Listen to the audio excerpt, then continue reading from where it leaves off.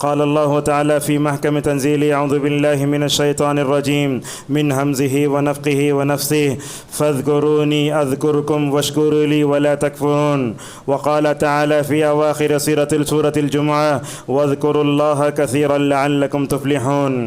أخرج البخاري عن أم المؤمنين عائشة رضي الله عنها قالت كان رسول الله صلى الله عليه وسلم يذكر الله على كل أحيانه متفق عليه أو كما قال عليه الصلاة والسلام.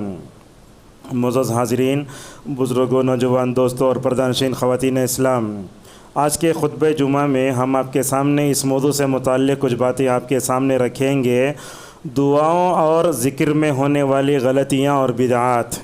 سب سے پہلے میں نے آپ کے سامنے 2 آیتیں پڑھی اور ایک حدیث پڑھی، اس کا ترجمہ کر کے اپنے خطبے کو آگے بڑھاتے ہیں۔ اللہ تبارک و تعالیٰ نے سورہ بقرہ میں کہا فَاذْكُرُونِي أَذْكُرُكُمْ۔ اللہ تبارک و تعالیٰ کا ارشاد ہے تم مجھے یاد کرو میں تم کو یاد کروں گا۔ اس آیت کی تفسیر میں سید التابعین سعید ابن جبیر رحمہ اللہ کہتے ہیں اذکرنی بطاعتی اذکرکم بمغفرتی۔ اے لوگو، اللہ تعالیٰ فرماتا ہے تم میری اطاعت کر کے میرا ذکر کرو اور میں انشاءاللہ میں تمہاری مغفرت کروں گا۔ جب بھی خطبہ جمعہ ختم ہوتا ہے تو یہ جملہ بہت سنتے ہیں وَلَذِكْرُ اللَّهِ أَكْبَرُ وَاللَّهُ يَعْلَمُ مَا تَصْنَعُونَ۔ اللہ تعالیٰ سورہ عنکبوت میں فرماتا ہے اس دنیا میں سب سے بہترین اگر کوئی چیز ہے تو وہ اللہ کا ذکر ہے۔ جمعہ کا دن بھی اللہ تبارک و تعالیٰ کا زیادہ ذکر کرنے کا حکم دیا گیا، چنانچہ اللہ نے کہا وَاذْكُرُوا اللَّهَ كَثِيرًا لَعَلَّكُمْ تُفْلِحُونَ۔ اے لوگو، جمعہ کے دن بھی اللہ کا زیادہ ذکر کرو تاکہ تم کامیاب ہو جاؤ۔ جمعہ ہمارے درمیان میں ہماری روحانی تربیت کے لیے آتا ہے۔ جمعہ کے دن 2 کام ہمیں کثرت سے کرنا چاہیے۔ ایک تو یہ ہے کہ جیسے ہی جمعرات کی شام آتی، جمعرات کی مغرب آتی، اس وقت سے لے کر جمعہ کے دن عصر کے سورج کے غروب ہونے تک زیادہ سے زیادہ نبی کریم صلی اللہ علیہ وسلم درود کا اہتمام کرنا چاہیے۔ دوسری چیز ہے سورہ کہف کی تلاوت اور اسی کے ساتھ عصر کے بعد سے لے کر مغرب تک دعاؤں کا اہتمام کرنا چاہیے۔ معزز حاضرین، ہمارا مقصد زندگی اللہ کی عبادت ہے، جیسا کہ اللہ تعالیٰ سورہ بقرہ میں فرماتا ہے یا ایھا الناس اعبدوا ربکم الذی خلقکم۔ یاد رکھو یہ قرآن صرف مسلمانوں کا نہیں بلکہ سارے انسانوں کا ہے۔ اس لیے جب قرآن شروع ہوا تو سب سے پہلے یا ایھا الذین آمنوا نہیں آیا، یا ایھا الناس کہا۔ اے لوگو، تم اس رب کی عبادت کرو جس نے تم کو پیدا کیا ہے۔ ایک مومن اور کافر کی زندگی میں بہت فرق ہوتا ہے۔ ایک کافر کیا کرتا ہے، وہ جانور کی طرح زندگی گزارتا ہے۔ ایک مومن کی جو زندگی ہوتی ہے صبح شام ہوتی ہے، اذکار سے، ادعیہ سے، وظائف سے ماشاءاللہ مکمل طور بھری ہوئی ہوتی ہے۔ میں سمجھتا ہوں اس دنیا میں سب سے زیادہ اللہ کا ذکر کرنے والے انبیاء علیہم الصلاۃ والسلام تھے، جیسا کہ اللہ تبارک و تعالیٰ سورہ انبیاء میں کئی نبیوں کا تذکرہ کرنے کے بعد فرماتا ہے انہم کانوا یسارعون فی الخیرات وَيَدْعُونَنَا رَغَبًا وَرَهَبًا۔ اور اللہ تعالیٰ نے قرآن کریم میں نبیوں کی دعاؤں کو ناقابل کیا۔ حضرت آدم نے کیسے دعا کی، حضرت نوح نے کیسے دعا کی، اور سب سے زیادہ جس نبی کی قرآن میں دعا آئی ہے وہ حضرت ابراہیم علیہ السلام ہیں۔ ایک عالم دین ہیں عرب کے عبدالرزاق البدر حفظہ اللہ، انہوں نے تو ایسی کتاب لکھی ہے دعاؤں سے متعلق، کتاب کا نام ہے فقہ الادعیہ والاذکار۔ قرآن میں جتنی دعائیں وہ آئیں وہ اور نبی کی جتنی دعائیں ماشاءاللہ سب کی تشریح کر دی۔ اس کتاب کو پڑھنا بھی چاہیے اور اس کتاب کا مکمل طور پر اس سے فائدہ بھی اٹھانا چاہیے۔ اللہ تعالیٰ نے نبیوں کی دعاؤں کو نقل کر کے ہمارے پاس بتایا، جیسے یہ انبیاء دعا سے کیا نہیں ہوئے، بے نیاز نہیں ہو سکتے، اسی طریقے سے تم بھی دعاؤں سے بے نیاز نہیں ہو سکتے۔ اور ایک بات بھی سنیے، نبی کی زندگی ہمارے لیے نمونہ ہے۔ اللہ نے کہا لقد کان لکم فی رسول اللہ اسوۃ حسنہ، یعنی نبی کی زندگی ہمارے لیے نمونہ ہے، لہٰذا رسول اللہ صلی اللہ علیہ وسلم مختلف مناسبتوں سے مختلف موقعوں پر جو دعائیں پڑھتے تھے ان دعاؤں کو بھی مکمل طور پر ہمیں سمجھنا چاہیے۔ اور یاد رکھو وہ دعا اللہ کے نبی نے جس وقت پر پڑھی ویسے ہی پڑھنا چاہیے۔ آج ہم دیکھتے ہیں جیسے زندگی کے مختلف پہلوؤں میں غلطی اور بے اعتدالی ہوتی ہے، اسی طریقے سے ہم دعاؤں میں غلطی کرتے ہیں۔ ایک واقعہ آپ کو سناتے ہیں، بخاری مسلم میں حضرت براء ابن عازب رضی اللہ عنہ کی روایت آتی ہے، اللہ کے نبی صلی اللہ علیہ وسلم نے ان سے کیا کہا؟ اذا اخذت مضجعك فتوضا وضوءك للصلاة ثم استجع على شقك الایمن ثم قل۔ آپ صلی اللہ علیہ وسلم نے ان کو سینے کے سونے کے 3 آداب بتائے۔ آپ نے سب سے پہلے کہا جب تم اپنے آرام گاہ کو جاؤ، خواب گاہ کو، اپنے سونے کی جگہ جاؤ تو سب سے پہلے وضو کرو۔ یہ سنت ہم سے چھوٹ رہی ہے، وضو سے پہلے چھونے سے پہلے ہم وضو نہیں کرتے۔ دوسری بات یہ ہے جب تم سونے لگو تو اپنے دائیں ہاتھ کو جو ہے ایسے جو ہے یہ رخسار کے نیچے رکھو۔ پھر آپ صلی اللہ علیہ وسلم نے ان کو دعا سکھائی۔ جب دعا سکھائی تو اللہ کے نبی صلی اللہ علیہ وسلم دعا پوری پڑھ چکے، تو دعا جب پڑھ چکے تو حضرت براء ابن عازب سے اللہ کے نبی صلی اللہ علیہ وسلم نے کہا وہ دعا سناؤ، وہ دعا سننا نہیں لگے۔ جب کہتے ہیں براء ابن عازب رضی اللہ عنہ، میں دعا سناتا ان الفاظ پہ آیا آمنت بنبیک الذی ارسلت، لفظ رسول کی جگہ نبی بولے براء ابن عازب رضی اللہ عنہ، تو آپ صلی اللہ علیہ وسلم نے کہا اے براء، میں نے تم کو جیسے الفاظ بتائے ویسے ہی پڑھو، تم نے رسول کی جگہ جو نبی پڑھانا یہ دعا کی غلطی ہے۔ اس حدیث کی تشریح میں علماء کہتے ہیں اللہ کے نبی صلی اللہ علیہ وسلم جو دعائیں سکھاتے تھے اپنے سے نہیں سکھاتے تھے، جتنی دعائیں آپ نے سکھائی ماشاءاللہ آسمان سے آئیں۔ جب آسمان سے آنے والی قرآن میں جب تحریف نہیں ہو سکتی، تبدیلی نہیں ہو سکتی، اسی طریقے سے اللہ کے نبی صلی اللہ علیہ وسلم نے جو دعائیں بتائیں ان دعاؤں میں ہمیں مکمل طور پر رد و بدل نہیں کرنا چاہیے۔ علامہ البانی رحمہ اللہ کہتے ہیں دعا کے الفاظ میں رد و بدل کرنا یہ رسول اکرم صلی اللہ علیہ وسلم کی خلاف ورزی ہے۔ میں آپ کو اس وقت 1-2-3 مثالیں دیتا ہوں، غور سے سنیے۔ مسند احمد کی روایت آتی ہے حضرت سعد بن ابی وقاص رضی اللہ عنہ یہ 10 مبشرہ میں سے ہیں، انہوں نے ایک آدمی کو ایسے دیکھا لبیک اللہم لبیک ایسے پڑھتے نا ہم تلبیہ، وہ آدمی کیا کرنے لگا لبیک ذل معارج ایسے اس نے تلبیہ پڑھنا شروع کیا۔ حضرت سعد بن ابی وقاص رضی اللہ عنہ نے کہا اے آدمی میں نے تو رسول اللہ کو ایسے تلبیہ پڑھتے ہوئے نہیں دیکھا، میں نے تو دیکھا لبیک اللہم لبیک کہ کیسے پڑھتے ہو۔ اس طریقے سے ہم دیکھتے ہیں لوگ حج کو بھی جاتے ہیں، وہاں بھی دعاؤں کے الفاظ میں رد و بدل کرتے ہیں۔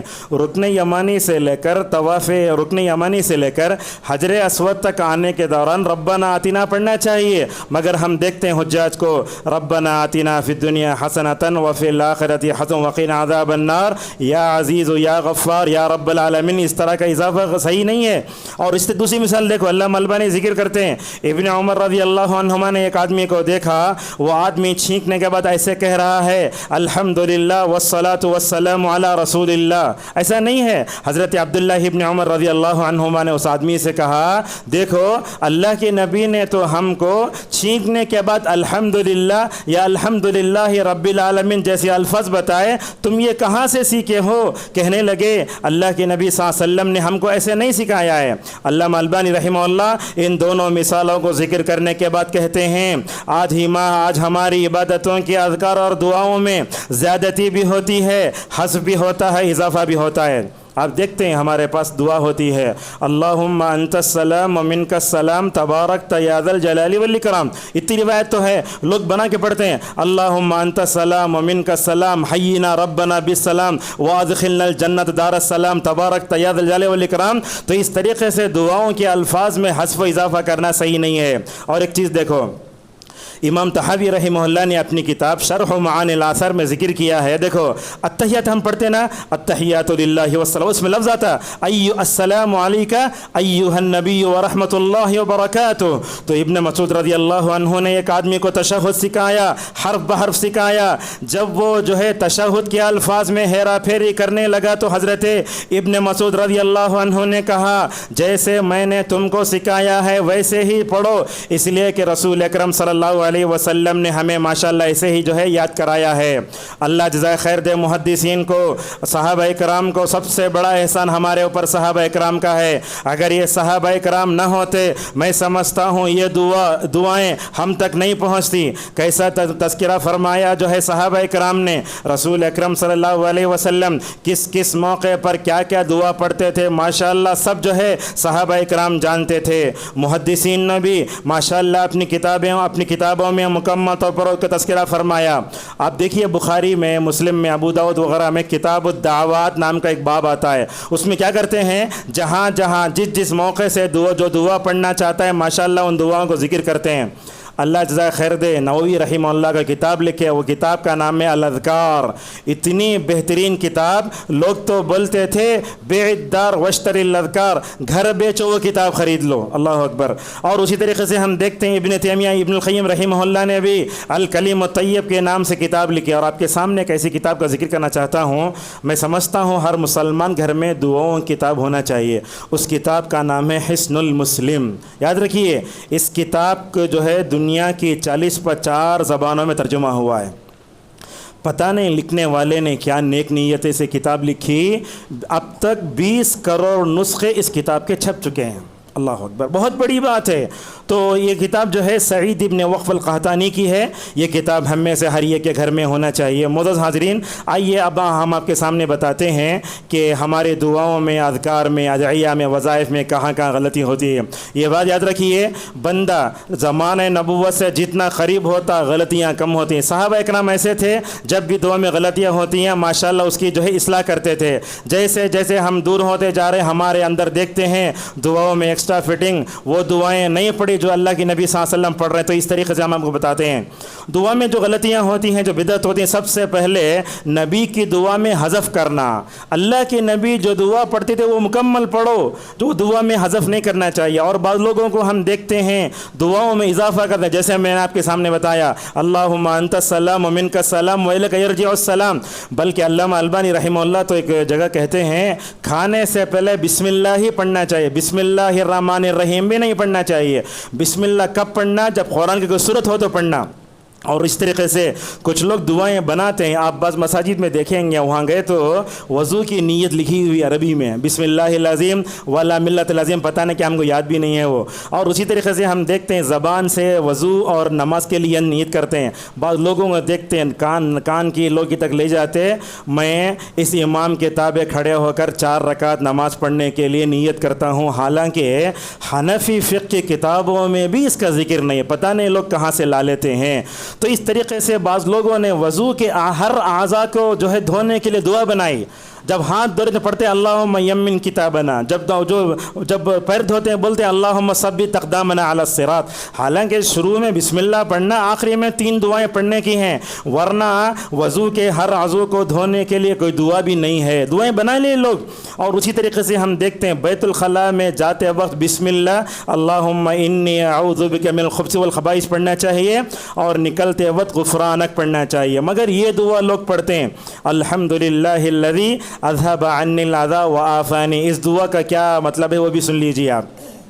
تمام تعریفیں اس اللہ کے لیے ہیں جس نے تکلیف کو دور کیا اور مجھے عافیت بخشی۔ اندر گئے باہر آئے تو معنی سمجھ میں آ رہا ہے، مگر یہ ابن ماجہ کی روایت ضعیف ہے۔ سلیمان رحیلی حفظہ اللہ کہتے ہیں یہ انس رضی اللہ عنہ کی روایت ہے مگر یہ ضعیف ہے، لہٰذا نکلتے وقت غفرانک پڑھنا چاہیے۔ ایک آدمی کبھی کبھی پڑھ لیا الحمدللہ الذی اذهب، وہ کبھی پڑھ لیا الگ ہے، لیکن ہمیشہ اس کو ایک دعا سمجھ کے، نبوی دعا سمجھ کے التزام کرنا، اور جو ہے بغیر دلیل کے پڑھنا یہ بدعت تک جا سکتا ہے۔ بلکہ دیکھتے ہیں بعض مساجد کے مکتب فکر میں جاتے وقت اللہم انی اعوذ بک، اور واپس آتے ہوئے اللہم الذی اذهب عنا دعا لکھی رہتی ہے۔ تو اس طریقے سے کسی بھی دعا کو کسی خاص طور پہ پڑھنا صحیح نہیں ہے۔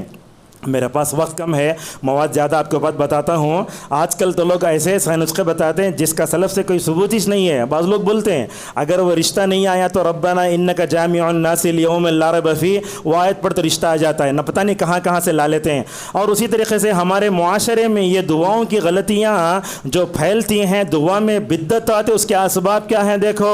اس کے اسباب ہماری مساجد میں چلائے جانے والے مکاتب، مکتب میں پڑھانے والے استاد کو نہیں معلوم کون سی حدیث سے صحیح کون سی ضعیف، وہاں بتایا جاتا ہے بسم اللہ پڑھو، فلاں پڑھو، فلاں پڑھو۔ اور اسی طریقے سے ہمارے مساجد میں بھی دروس میں، اور سب سے بڑھ کے دعاؤں کی غلطیاں اور بدعت پیدا ہونے کے اسباب میں یہ سوشل میڈیا پر آنے والے بدعتی علماء کیسے کیسے کالی کالی پگڑی باندھ لیتے، ہاتھ میں پین لے لیتے، بولو بہن تمہارا کیا سوال ہے، انہیں سوال بولتا انہیں جواب دیتے، یہ وظیفہ کرو، یہ وظیفہ کرو، شروع میں 11 مرتبہ درود پڑھو، آخر میں 11 مرتبہ درود پڑھو۔ پڑھو. اس طرح کے جعلی وظیفے بہت آتے ہیں اور ان سب سے یہاں خواتین بھی ہیں. یہ ہمارے بچے دعاؤں میں غلطیاں کہاں کرتے بولے تو وہ عورتیں کرتی ہیں. اب مثال کے طور پر لوگ ملاقات کی بھی دعا کرتے ہیں یغفر اللہ لنا ولکم، حالانکہ وہ دعا ثابت نہیں ہے. بعض عورتوں کو ہم نے پڑھتے ہوئے دیکھا یغفر اللہ لنا ولکم. اس طریقے سے خواتین بھی اپنے بچوں میں دعاؤں کی غلطیاں پھیلاتی ہیں. اور اسی طریقے سے آج دیکھتے ہیں بیعت کے نام پر پیر مریدی کا سلسلہ بھی بہت گرم ہے. پیر جو بولتا وہ سنتے ہیں. ہفتے میں ایک مرتبہ ان کی مجلس جمع ہوتی ہے، انہیں بولتا ہو 1000 مرتبہ بولو. وہ لوگ کہیں بیٹھ جاتے ڈلتے ڈلتے ہو بولتے. اور یہ صوفیوں میں تو اللہ کے ذکر کے نام پر اتنی بدعتیں ہیں، میں سمجھتا ہوں غیر مسلم ان سے بہتر ہیں.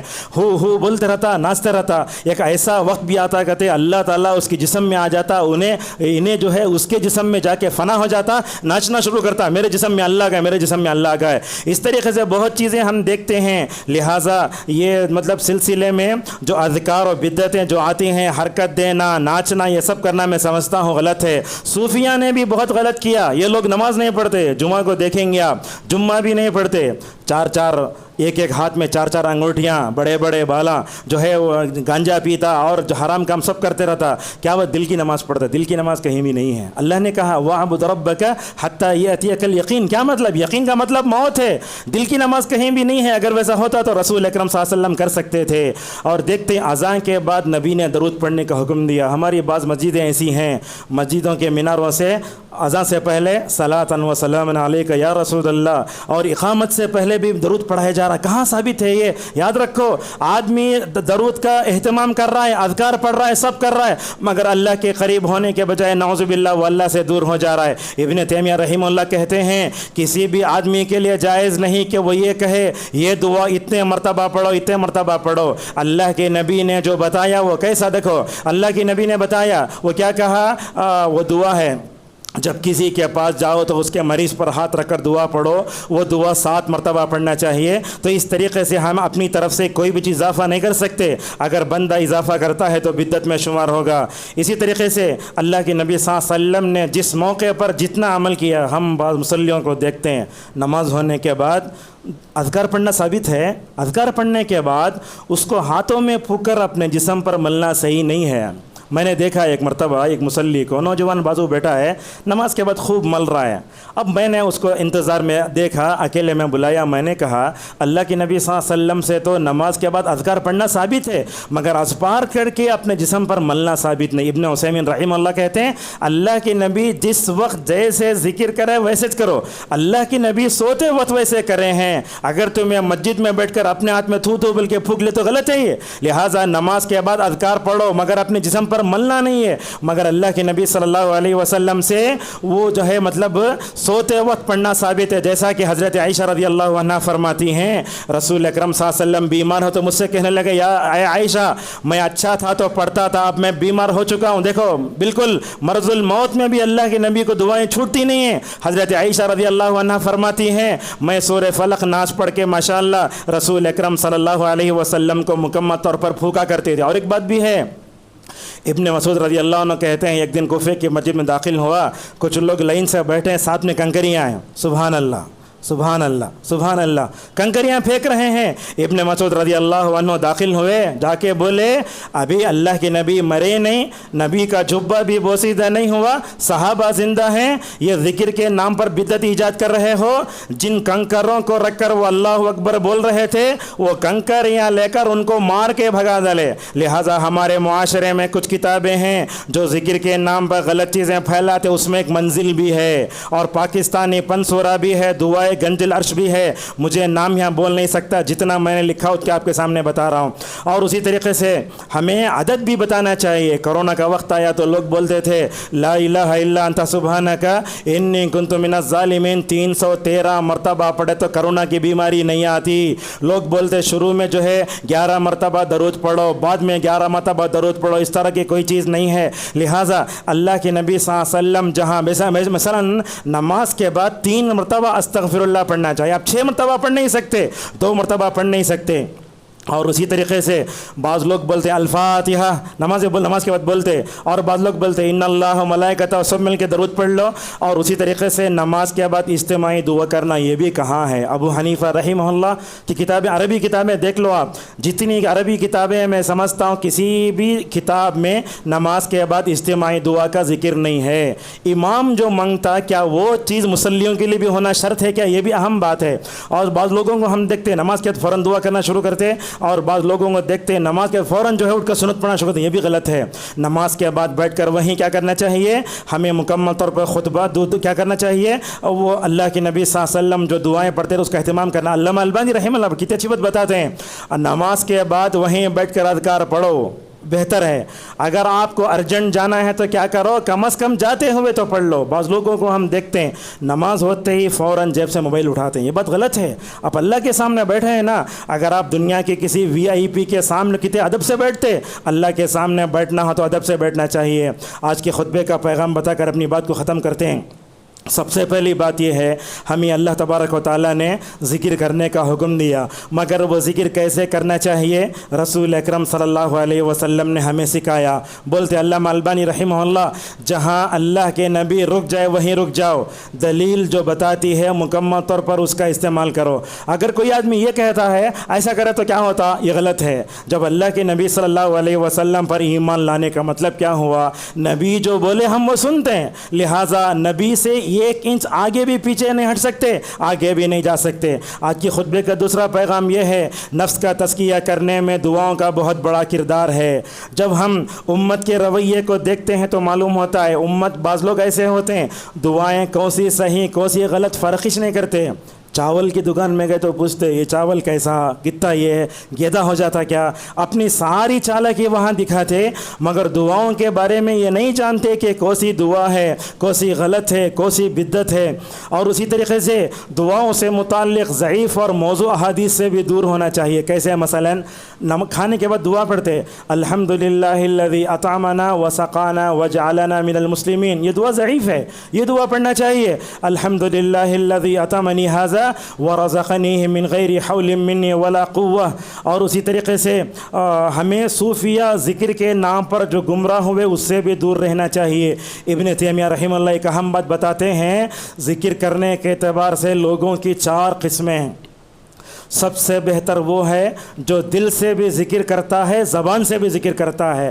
دل میں اللہ کی عظمت کو بٹھاؤ، بعد میں اللہ کا ذکر کرو۔ دوسرا یہ ہے بعض لوگ اپنے دل سے اللہ کو ذکر کرتے ہیں۔ سچ فرمایا رسول اللہ صلی اللہ علیہ وسلم نے، ایک آدمی ایسا ہوگا اللہ تعالیٰ کے عرش کے سائے میں جو تنہائی میں اللہ کو یاد کیا ہوگا، اس کی آنکھوں سے آنسو بہہ گئے ہوں گے۔ اس حدیث کی تشریح میں قرطبی رحمہ اللہ کہتے ہیں، بندہ جب تنہائی میں بیٹھتا ہے تو اللہ تعالیٰ کی محبت میں روتا ہے، کبھی وہ کیا کرتا ہے اپنے گناہوں پر روتا ہے۔ لہٰذا کبھی جب تنہائی میں بیٹھتے ہیں تو ہمیں جو ہے کبھی اللہ تعالیٰ کو زیادہ یاد کرنا چاہیے۔ اور اسی طریقے سے دعا کی جو صحیح کتابیں ہیں ان کتابوں کو بھی ہمیں جاننا چاہیے۔ میں آپ کو نصیحت کرتا ہوں، آپ کے پاس حصن المسلم ہمیشہ ہونا چاہیے۔